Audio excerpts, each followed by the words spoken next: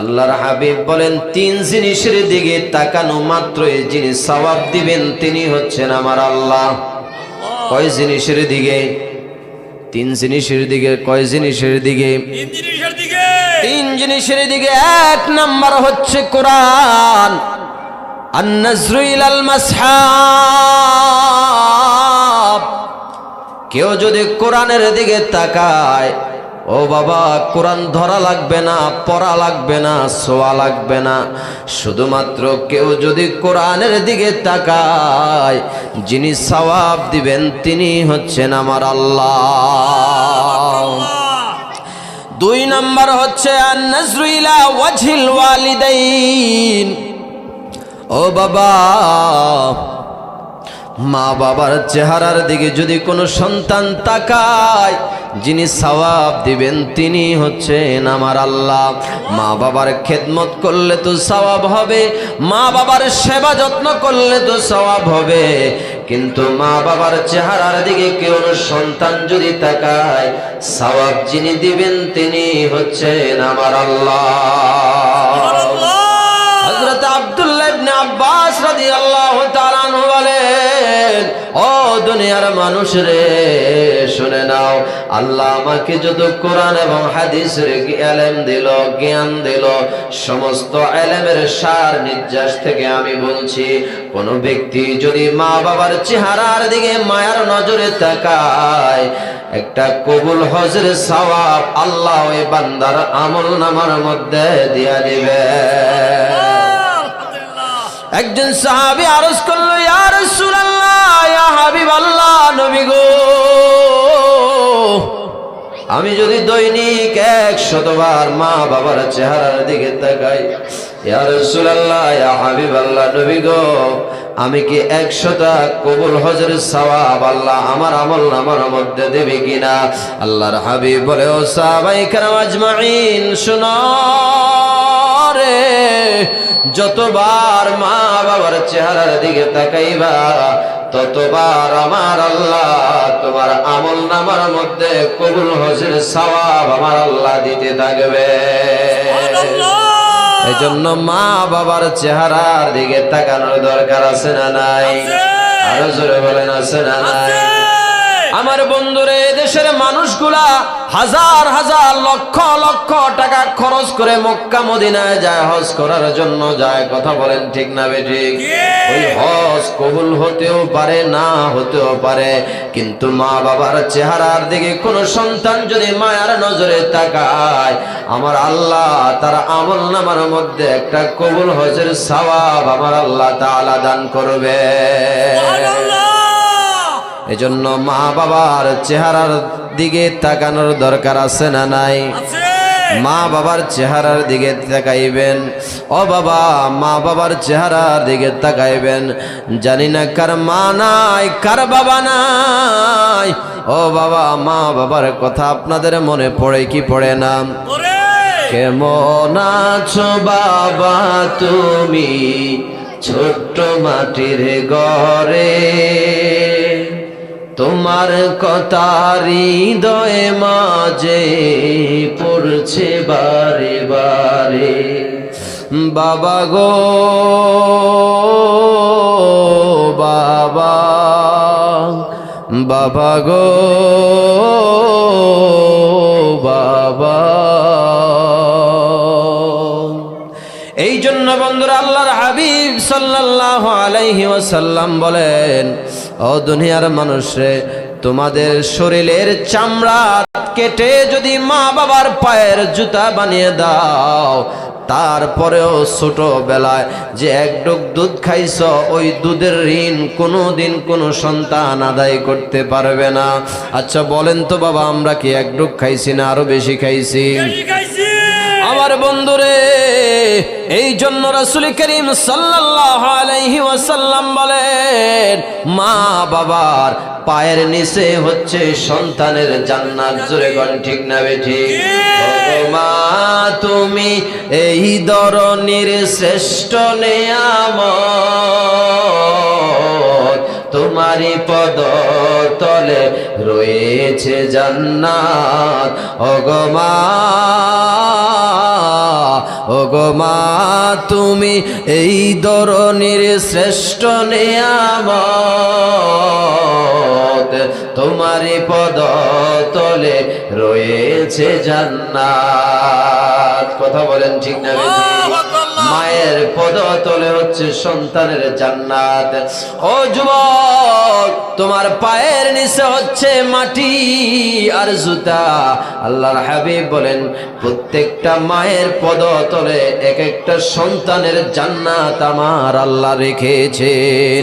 এজন্য বাজান মা বাবার খেদমত করার দরকার আছে না নাই? আর জোরে বলেন আছে না নাই? মা বাবার খিদমত করলে কি উপকার, কি উপকার। ও বন্ধুরে, বাইজিদ মুস্তামির কথা আমরা জানি। বাইজিদ মুস্তামি রহমতুল্লাহ আলাইহি শীতের রাত, গভীর রাতে মায়ের পানির পিপাসা ধরেছে। বাইজিদ পানি আনতে আনতে দেরি হয়ে গেল, মা ঘুমায় গেল। বাইজিদ গ্লাস হাতে নিয়ে সারা রাত দাঁড়ায়া রইল। এই গ্লাসটা হাতে নিয়ে দাঁড়ায়া রইল, মাকে ঘুম থেকে জাগায় না। যদি মায়ের ঘুমের ব্যাঘাত ঘটে, মা যদি কষ্ট হয়, এই জন্য মাকে ঘুম থেকে জাগায় না। মায়ের যখন গভীর রাতে তাহাজ্জুদের সময় মায়ের যখন ঘুম ভেঙে গেছে, মা তাকায়া দেখে সন্তান বাইজিদ হাতে গ্লাস নিয়ে, পানির গ্লাস নিয়ে সন্তান দাঁড়ায় আছে। মা ডাক দেয়া বলে, ও বাইজিদ তুমি কি রাতের বেলা ঘুমাও নাই? কয় না না মা আমি ঘুমাই নাই। কয় কেন বাবা? কয় মা তুমি রাতের বেলা আমার কাছে পানি চাইছিলা গো মা, আমি পানি আনতে আনতে দেরি হয়ে গেছে, এই জন্য আমি পানি হাতে নিয়ে দাঁড়ায় আছি। যদি ঘুম থেকে তোমাকে ডাকি তোমার কষ্ট হবে, এই জন্য আমি তোমাকে ঘুম থেকে ডাকি নাই। বাইজিদের মা তাহাজ্জুদের নামাজ শেষ করে আল্লাহর আদালতে দুইটা হাত বাড়ায়া দিল আর বলল, মালিক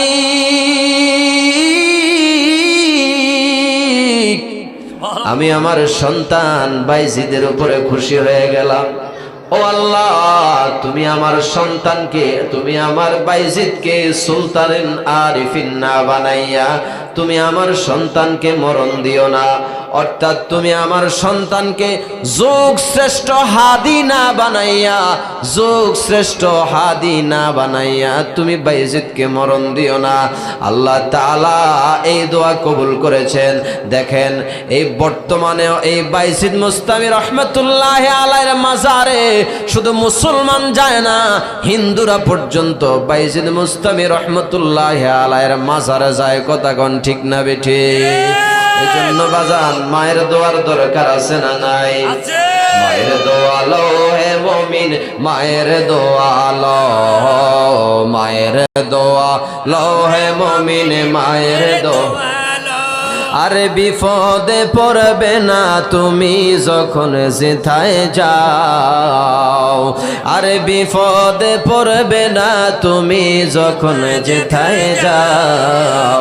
মায়ের দোয়া লো হে মুমিন, মায়ের দোয়া লো, মায়ের দোয়া লো হে মুমিন।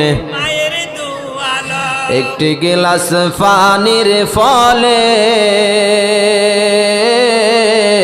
আরে বাইজিদের কোলে তোলে, হাত তোলে মা বলে বাইজিদকে ওলি বানাও, হাত তোলে মা বলে বাইজিদকে ওলি বানাও। মায়ের দোয়া লো হে মুমিন, মায়ের দোয়া লো, মায়ের দোয়া লো হে মুমিন, মায়ের দোয়া লো। আরে বিপদে পড়বে না তুমি যখন যেথায় যাও, আরে বিপদে পড়বে না তুমি যখন যেথায় যাও। মায়ের দোয়া লো হে মুমিন, মায়ের দোয়া লো। ও বাজান মা বাবার খেদমত করার দরকার আছে না নাই? সে এমন সন্তান আছে রে মা বাবার খোঁজ নেয় না, আছে না নাই? মা বাবা এক কোরবানিতে গরুর মাংস খাইছে, আরেক কোরবানি আসা পর্যন্ত অপেক্ষা করে গরুর মাংসের জন্য। কথা বলেন ঠিক না বেঠিক?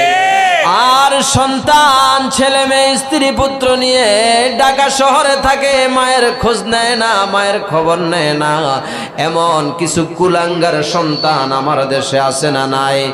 আবার কিছু সন্তান আছে, কিছু মানুষ আছে, মা বাবাকে খাওয়াইতে চায় না, পীরকে খাওয়ায়। ও বাবা, গাছের মধ্যে ফল যেটা ধরে এটা আগে পীর সাহেবকে দিয়ে আসে। এমন কিছু লোক আছে না নাই? আপনি পীরকে খাওয়ান, পীরকে খাওয়ানোর জন্য কোনো বাধা নাই, কিন্তু খাওয়াইতে যদি হয় তবে আগে আপনার মা বাবাকে সন্তুষ্ট করেন, এরপরে আপনি পীরকে হাদিয়া দেন। পীরকে হাদিয়া দেওয়া হচ্ছে সুন্নাত। পীরকে হাদিয়া দেওয়া কি সুন্নত। সাহাবাই কেরামরা রসুলকে হাদিয়া দিতেন। বর্তমানেও মুসল্লিরা ইমামকে কি দেয়? হাদিয়া দেয়। এই হাদিয়া দেওয়া হচ্ছে সুন্নত। তবে আপনি যদি খাওয়াইতে হয়, আগে মা বাবাকে আপনি সন্তুষ্ট করেন, মা বাবাকে খাওয়ান, এরপরে আপনি পীরকে হাদিয়া দেন। কথা বলেন ঠিক না বেঠিক? মনে রাখবেন, এই দেশের হাজার পীরেরা 50,000 বার কোরআন খতম করে যদি একটা গ্লাসের মধ্যে ফু দেয়, আর আপনার মা দুঃখিনী, কিছুই জানে না, শুধুমাত্র বিসমিল্লাহ পড়ে যদি পানির মধ্যে একটা গ্লাসের মধ্যে ফু দেয়, আপনার মায়ের গ্লাসের পানির ফু আল্লাহর দরবারে কবুল হয়ে যাবে। কথা বলেন ঠিক না বেঠিক? ওই পীর সাহেবের পানি কবুল হতেও পারে, না হতে পারে, কিন্তু মা এমন এক জিনিস, মায়ের দোয়া আল্লাহ তাআলা কখনো ফিরায় না। এজন্য মা বাবার খেদমত করার দরকার আছে না নাই? আরো জোরে বলেন আছে না নাই? আল্লাহ তাআলা কবুল করুক, মঞ্জুর করুক, বলেন আমিন। আমরা মা বাবার খেদমত করব তো ইনশাআল্লাহ। আজকে আমাদের মা বাবাগুলা সন্তানদেরকে দ্বীনি শিক্ষা দেয় না, এজন্য সন্তানেরাও মা বাবার খেদমত করতে চায় না। কথা বলেন ঠিক না বেঠিক? আজকে আপনারা শোনেন নাই, এই যে অসির মতো মেয়ে ইংলিশ মিডিয়ামে পড়ার পরেও তার ভিতরে নৈতিকতা ছিল না। ওই মহিলা ইংলিশ মিডিয়ামে পড়তো, এরপরে তার মা বাবাকে টাকার জন্য, নেশার টাকার জন্য তার মা বাবাকে হত্যা করেছে। তার একমাত্র কারণ হচ্ছে ওই মেয়ের ভিতরে দ্বীনি ইলম শিক্ষার আলো ছিল না। এই জন্য তার ইংলিশ মিডিয়ামে পড়ার পরেও তার মা বাবা তার হাত থেকে রেহাই পায় নাই। কথা বলেন ঠিক না বেঠিক?